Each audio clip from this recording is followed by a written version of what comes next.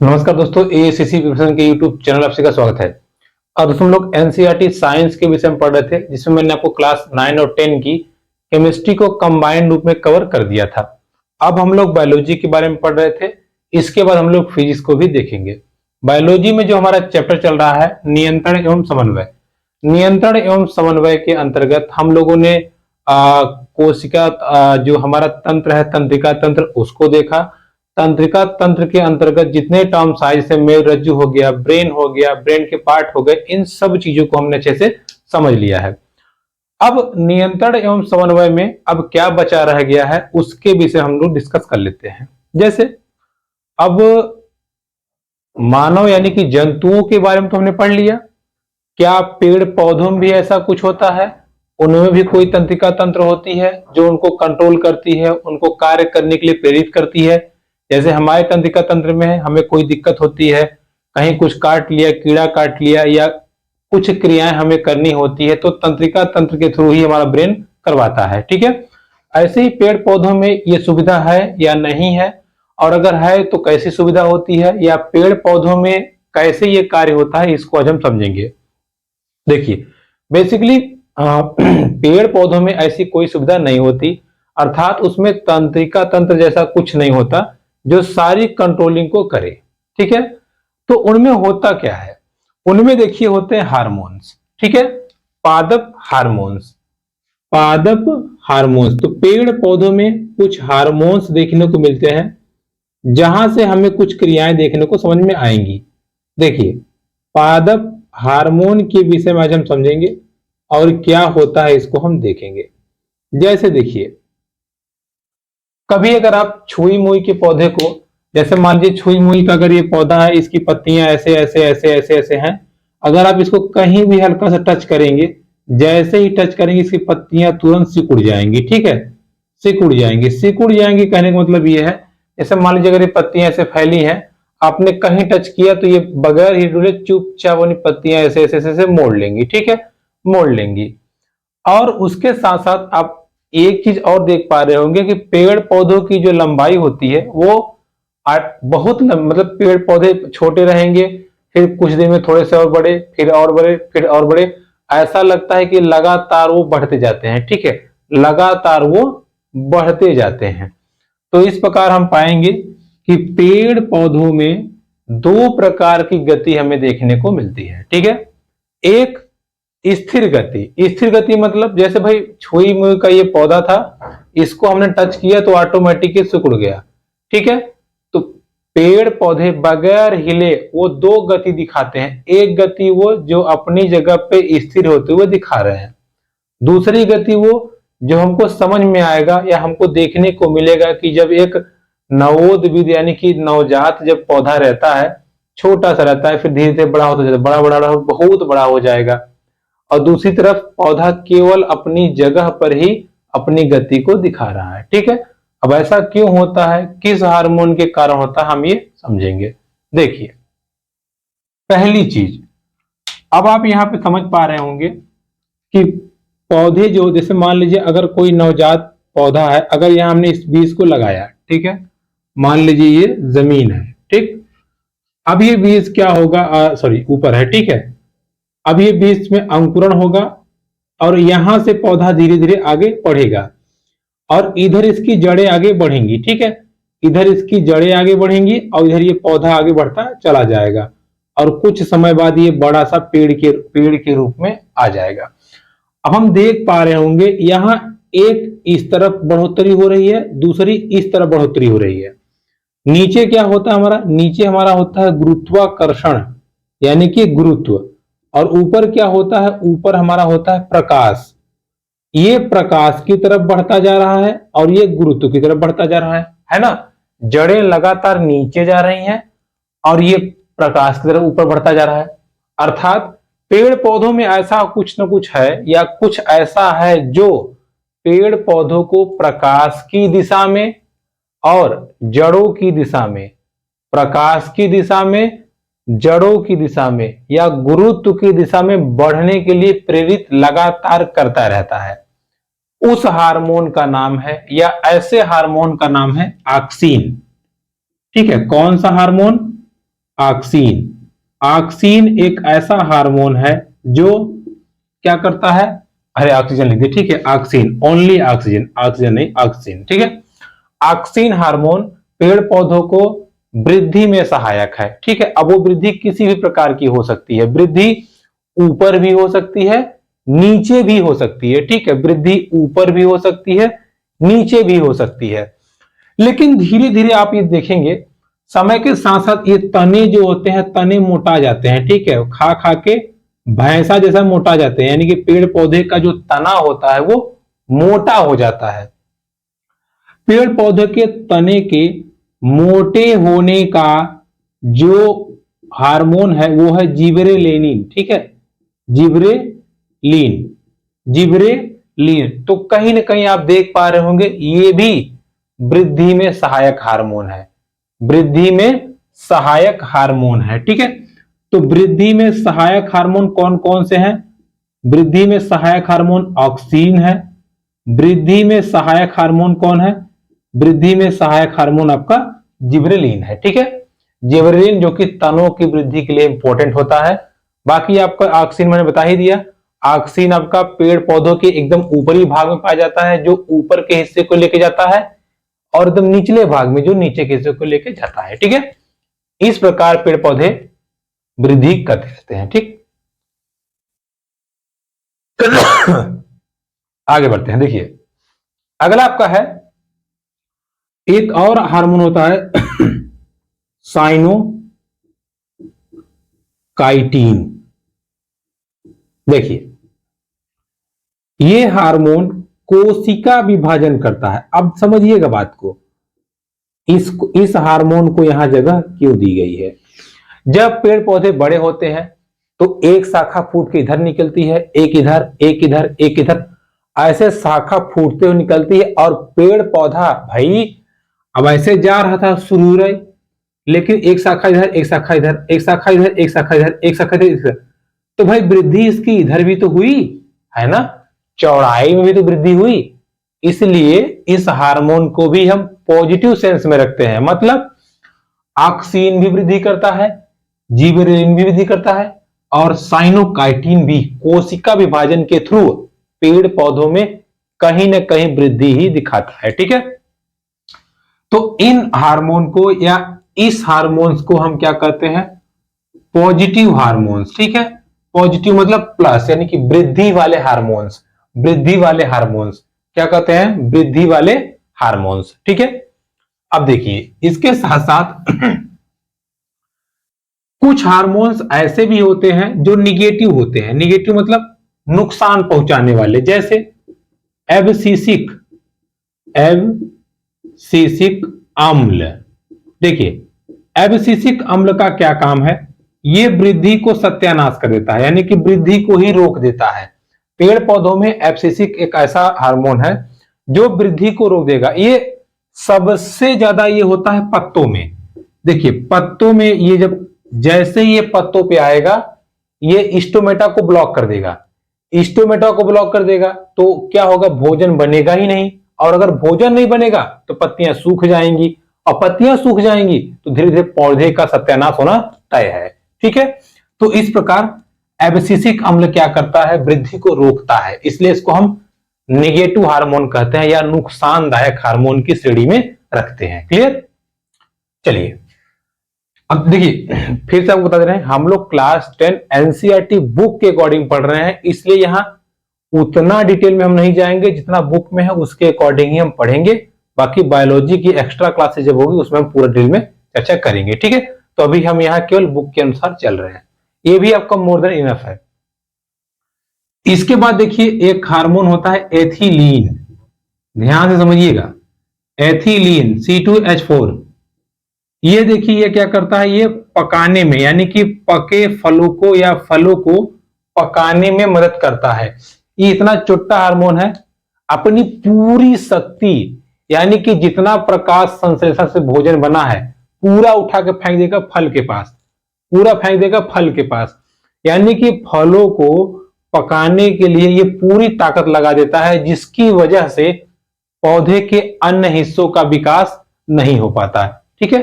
पौधों के अन्य हिस्सों का विकास नहीं हो पाता। इसलिए आप देखते होंगे पेड़ पौधे चाहे आम का हो, अमरूद का हो, किसी का भी हो, एक समय के बाद उनकी लंबाई बढ़ना बंद हो जाती है। ठीक है, या हमको लगता है कि लंबाई नहीं हो रहा है, उसका कारण क्या है? यही है। ठीक है, उसका कारण यही है। ठीक, तो फलों के पकाने के लिए या फलों को पकाने के लिए किसका यूज किया जाता है? एथिलीन का। एथिलीन का। और आजकल मानव कैल्शियम कार्बाइड का भी प्रयोग कर रहे हैं। ठीक है, ये कृत्रिम है। कृत्रिम मतलब अपने हाथ से बना करके फलों को पकाया जाता है। क्लियर हुआ? ठीक है, तो आपने इसमें क्या सीखा? आपने ये सीखा कि पेड़ पौधे अपनी वृद्धि के लिए कुछ हार्मोन का स्रावण करते हैं, जैसे ऑक्सिन, जिबरेलिन और क्या है, साइनोकाइटिन।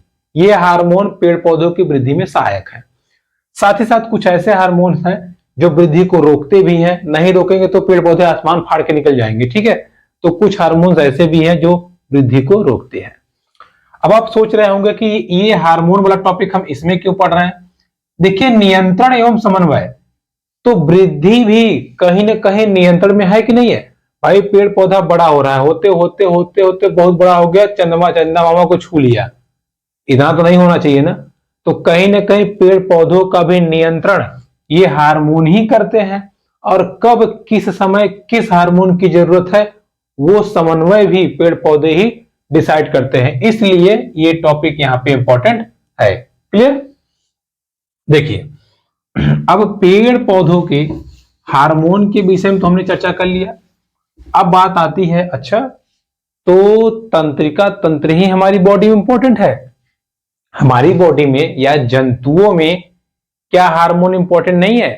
भाई अगर पादप हार्मोन है तो क्या जंतु हार्मोन नहीं होगा, या जंतु हार्मोन हमें देखने को नहीं मिलेंगे? देखिए, जंतु हार्मोन कहां कहां मिलेंगे, इसको हम छोटे से एग्जांपल आपको समझाते हैं। देखिए, अच्छा आपने पढ़ लिया कि तंत्रिका तंत्र का कार्य क्या है? पैर से लेकर सर तक की सारी चीजों की इंफॉर्मेशन ब्रेन को पहुंचाना। पैर का काम है चलना, नहीं चलेगा तो ब्रेन इंस्ट्रक्शन देगा, चल रहे, क्या कर रहा है हरामखोर के क्या। हाथ को काम करो, आंखों को देखो तुम सामने कौन आ रहा है, कानों को सुनो तुम, तमाम प्रकार के इंस्ट्रक्शन को ब्रेन कंट्रोल करता है। क्लियर हुआ? अच्छा, अब जब हम लोग छोटे होते हैं, हमारा यही हाथ इतना छोटा सा होता है ना, छोटा सा, थोड़े से बड़े होंगे इतना बड़ा, फिर बड़ा बड़ा बड़ा बड़ा, फिर ऐसे हो जाएगा शैतानों की तरह। ऐसे ही नाक हमारी छोटी सी होती है, आंख छोटा सा होता है, कान छोटा सा होता है। लेकिन धीरे धीरे जैसे हम बड़े होते हैं, धीरे धीरे जैसे हम बड़े होते हैं, तो ये अंग भी धीरे धीरे बड़े होते हैं। क्यों बड़े होते हैं? अब कुछ लोग कहेंगे अरे बड़ा हो गया तो ना बड़ा होगा।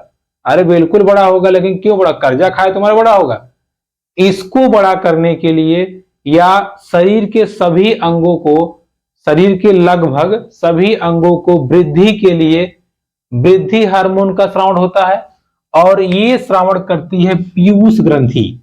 ठीक है, ब्रेन में होती है पीयूष ग्रंथि, या इसको कहते हैं पिट्यूटरी ग्रंथि। ठीक है, पिट्यूटरी ग्रंथि, पीयूष ग्रंथि वृद्धि हार्मोन का श्रावण करती है। ठीक है, वृद्धि हार्मोन का, जैसे इसमें एडीसीएच, सीएच, बहुत सारे हार्मोन हैं, तो इसको हम स्पेशल क्लास में देखेंगे। यहां सिर्फ हम इतना समझते हैं कि पीयूष ग्रंथि द्वारा शरीर में, मानव शरीर में, जंतु के शरीर में वृद्धि हार्मोन का स्रावण होता है, जिसकी मदद से या जिससे हमारे शरीर के विभिन्न अंग विकसित होते हैं, वृद्धि होती है, और ये धीरे धीरे अपने कार्यों में संलग्न होते चले जाते हैं। ठीक है, तो वृद्धि हार्मोन, हाथ पैर क्यों बढ़ते हैं? वृद्धि हार्मोन, सब का सब वृद्धि हार्मोन। क्लियर?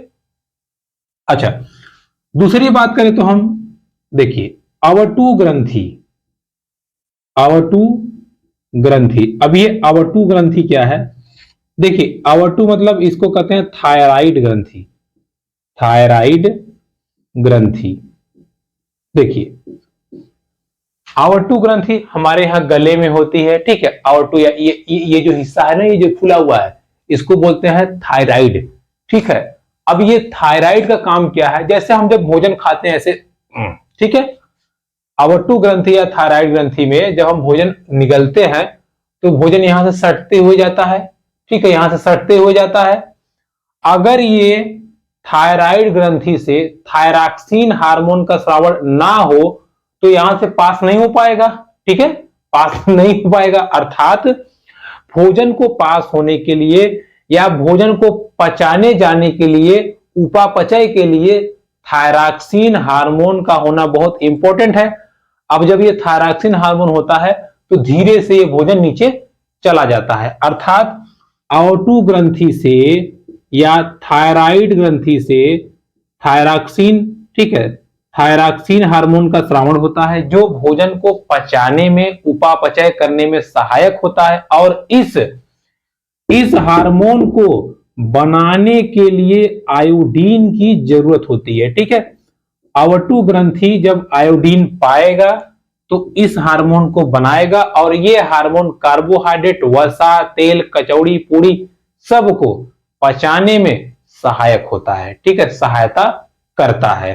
तो इस प्रकार हम ये समझते हैं कि थायराइड ग्रंथि से थायरॉक्सिन नामक हार्मोन निकलता है जो भोजन को पचाने में हेल्प करता है। साथ ही साथ इसको बनने के लिए, इसको बनाने के लिए हमें आयोडीन की जरूरत पड़ती है।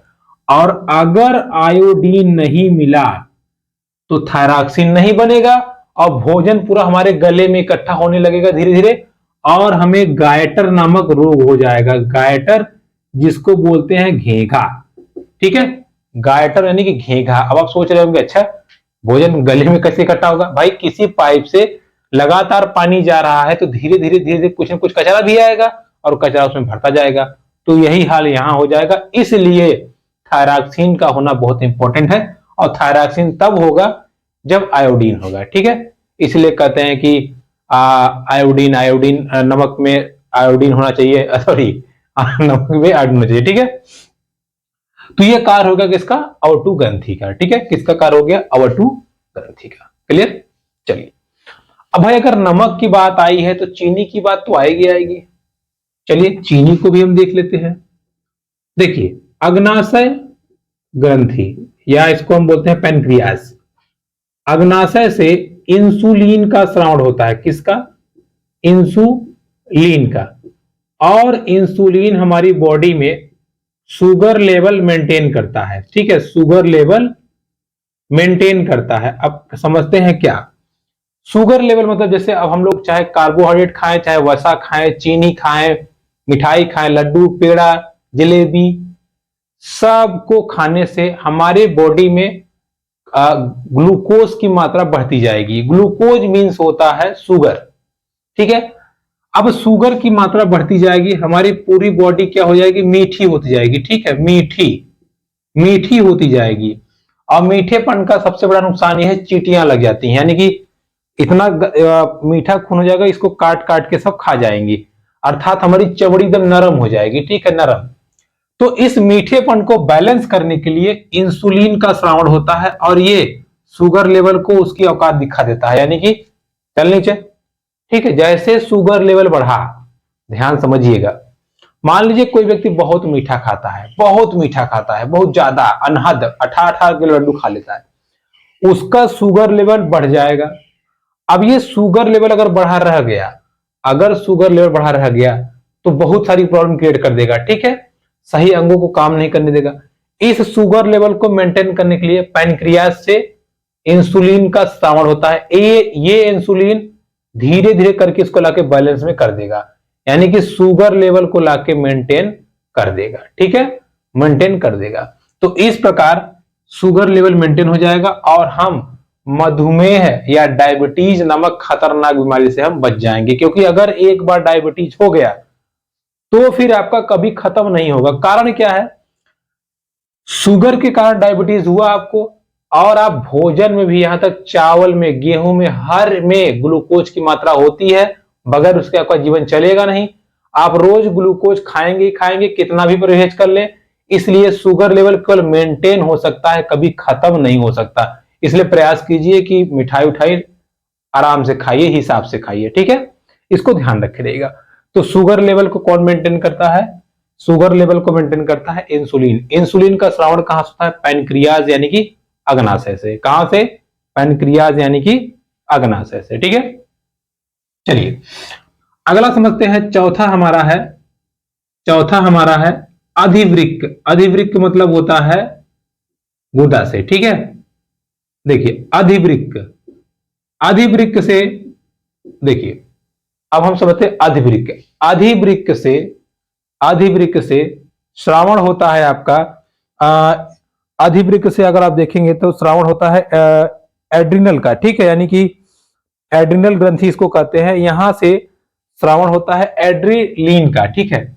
देखिए अधिवृक्क से श्रावण होता है एड्रिलीन, ठीक है, ये हार्मोन एड्रिलीन हार्मोन।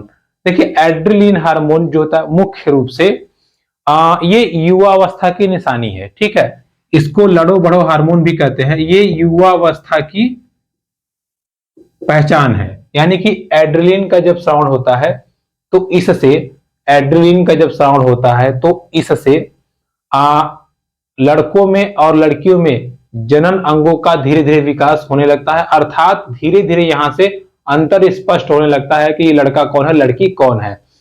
लेकिन अगर इसका ज्यादा श्रावण हो गया, जैसे मान लीजिए बहुत ज्यादा हो गया महिलाओं में, अगर महिलाओं में ज्यादा श्रावण हो गया तो उनको दाढ़ी मूछें हल्की हल्की आने लगती हैं, ठीक है। कहीं कभी कभी आप देखते होंगे 1000-2000 केस में 1-2 लड़कियों के दाढ़ी मूछें दिखती हैं, तो उसका कारण क्या होता है, यही होता है, ठीक है। एड्रिलीन ग्रंथि के कारण जो श्रावण होता है वही कारण होता है आपका ये, ठीक। इसको आप ध्यान रखे रहेगा। तो इसको हम कहते हैं, इसको हम क्या कहते हैं, युवावस्था वाला हार्मोन। क्लियर। अब देखिए पुरुषों में वृषण, ठीक है, वृषण से टेस्टोरॉन हार्मोन का श्रावण, और स्त्रियों में अंडाशय से एस्ट्रोजन का, एस्ट्रोजन, ठीक है। टेस्टोरॉन मतलब जनन की क्षमता जो विकसित करती है, यानी कि एक पुरुष में जनन की क्षमता का विकास होता है वो इस हार्मोन के कारण, टेस्ट्रोजन के कारण, और इसी के कारण मतलब एक पुरुष का स्त्री के प्रति आकर्षण होता है। सेम केस स्त्रियों में एस्ट्रोजन जो हार्मोन है, ये इनको एक तरह से कह सकते हैं इनकी लाइफ बचाने के लिए हार्मोन है, क्योंकि गर्भाशय के समय या डिलीवरी के टाइम पे ये हार्मोन बहुत ही हेल्प करता है ताकि बहुत इजीली बच्चा पैदा हो, ठीक है। जिन स्त्रियों में या जिन कह लीजिए आपकी महिलाओं में इस हार्मोन के श्रावण की कमी हो जाती है तो डिलीवरी टाइम उन्हें बहुत प्रॉब्लम होती है, यहां तक उनकी डेथ भी हो सकती है, ठीक है। तो देखो, तो ये था दोस्तों जंतु हार्मोन और पादप हार्मोन। आज हमारा ये नियंत्रण एवं समन्वय टॉपिक समाप्त होता है। अगली क्लास में हम लोग अगले टॉपिक पर चर्चा करेंगे। तो वीडियो अगर आपको पसंद आई तो प्लीज लाइक, कमेंट, सब्सक्राइब। धन्यवाद।